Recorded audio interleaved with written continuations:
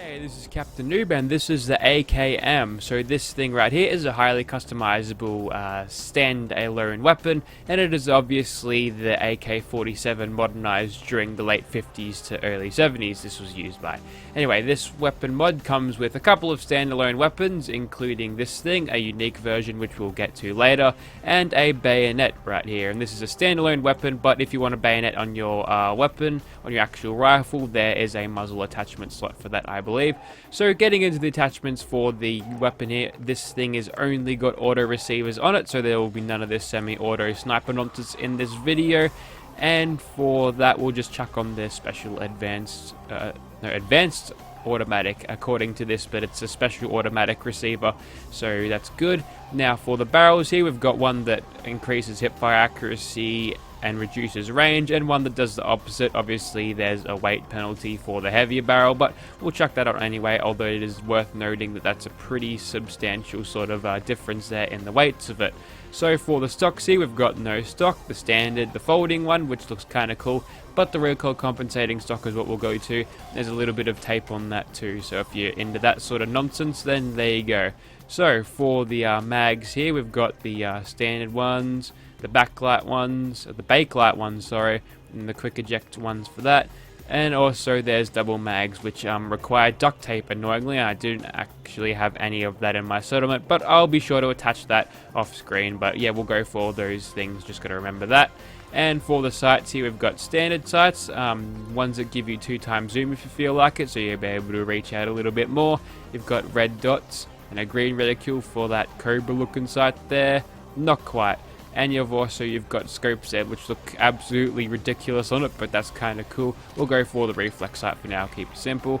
And for the muzzle slot, of course, there's a bayonet, which I pointed out earlier, but we'll definitely go for a suppressor there, and that is definitely look like the suppressor that you get in the handmade rifle in the Nuka World DLC. Now you've got damage sliders here, and it goes all the way down from minus 99% to plus 99%, so if this thing is a little bit too much for you, you can reduce the damage if you feel like it. Not sure why you'd want to do that, but it's an option. And of course a legendary effect as always.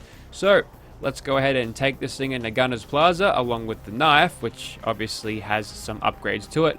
So for the stealth blade, yeah, we'll do that. And we've also got damage slider here, so if you want to increase that damage, and yeah, that is a lot of damage, so if you want to push that even further, perhaps you're not on a melee character and want to stab people anyway, then yeah, that's definitely a good thing to do. But yeah, this thing doing 603 damage will probably be very fine indeed. Of course, it's got a legendary slot along with it, but we probably won't see too much use out of this, but we'll see. Alright, let's take him into Gunner's Plaza, put the mags in and blah blah blah. Okay, time to test out this thing. So you'll probably notice some of the animations this thing uses, and they are very high quality animations, so yeah, I'll just let them play over as we go through the gameplay, and we'll see how much damage we do to these gunners with the sneak attack criticals.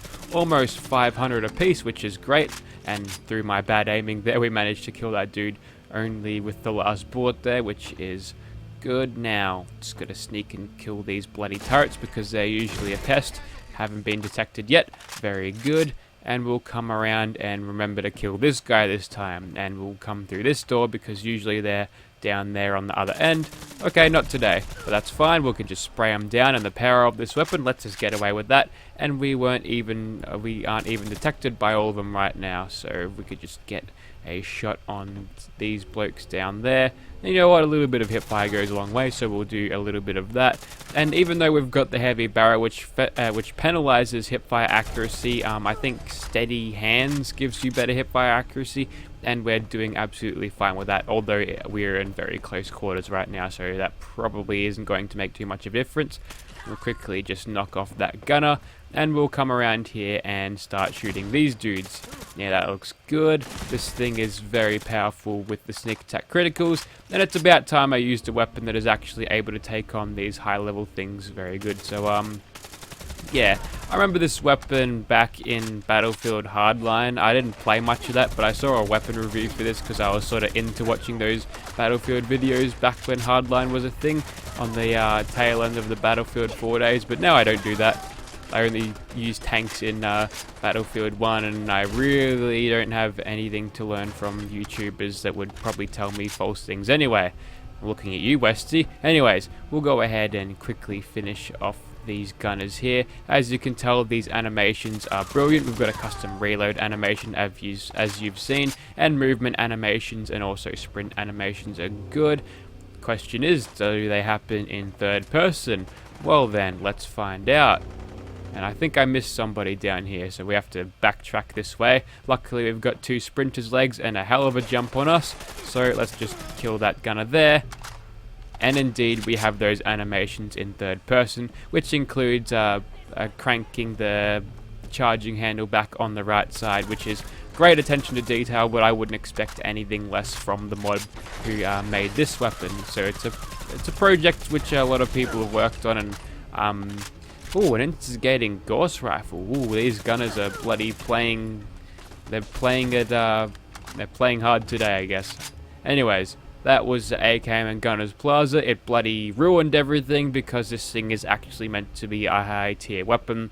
That's what I've sort of assumed from this gameplay. So no doubt we'll be able to take out these super mutants that run around felons nice and easily. So let's go ahead and do that.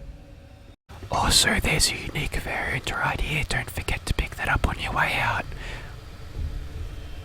Righto, so this is Bandit. This is the unique weapon that this mod provides, and it gives you the Berserker's effect and also the penetrating effect at the same time, which is good. So, into the bin with you. Let's do this up, and then we'll get into Felons. So, special again, the barrel as it was, and we'll keep the folding stock on it for something new to look at, and that, and for the sights, we'll go for a night vision recon scope, sure, why not?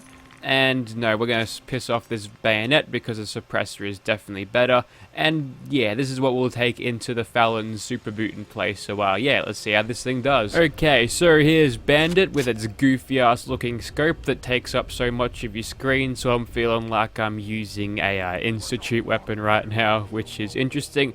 And yeah, I got it wrong before. It is the bloodied effect, not Berserkers. Berserkers has got to do with armor and damage resistance there. So with this recon night vision scope, we should be able to zero into our targets very easily. Although the recoil this time is a little bit harder to control with that increased magnification and an inferior stock, so it's going to be a little bit more challenging for me to reel that in, but pulling down on the mouse is probably how I'm going to carry that out. So, oh, okay, I remember the last time I went up those things I got instantly detected, so we'll just quickly get rid of these guys before they can see me, hopefully. Yep, shoot his face around the corner there. That was a bad time to peek there.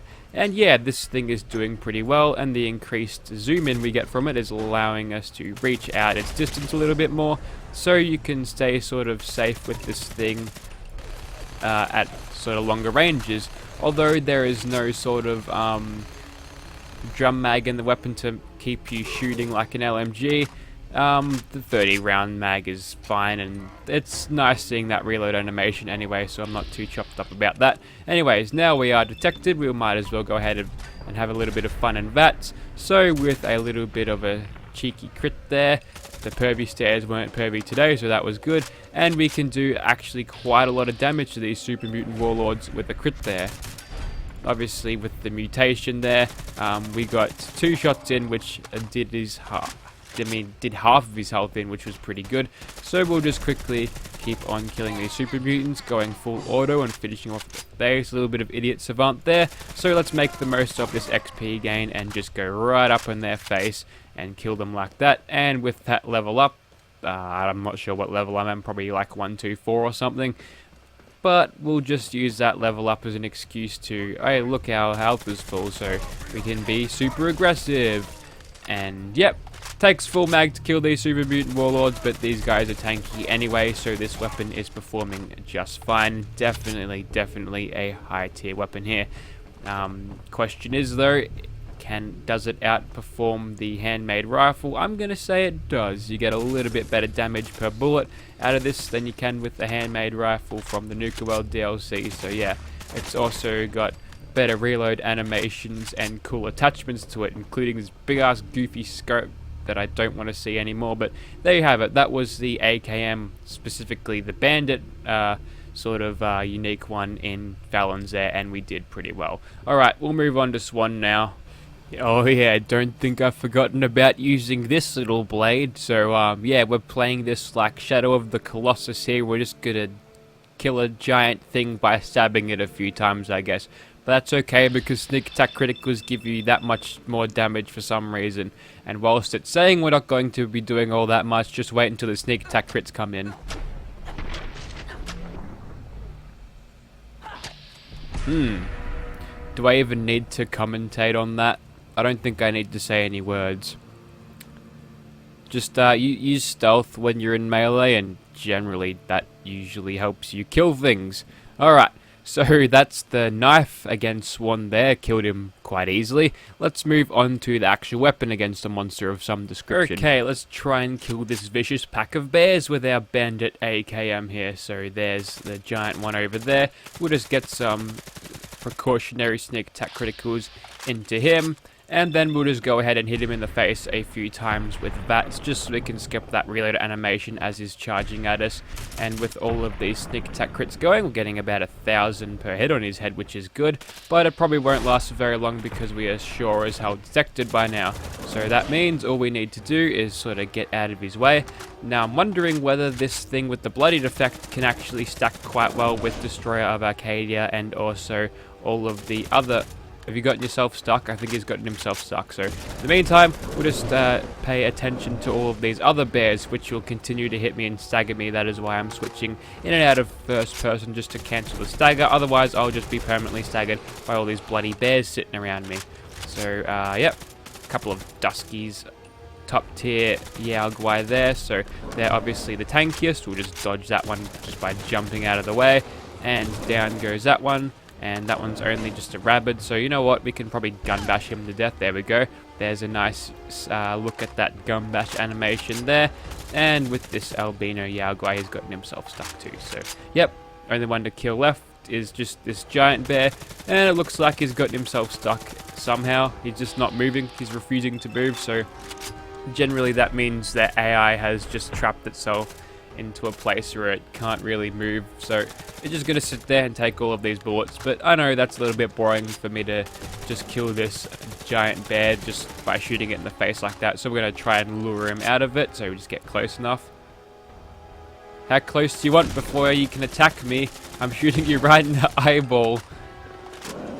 There we go. Alright, so has that knocked us under 20% health? Yes, it has. Gone into Nerd Rage.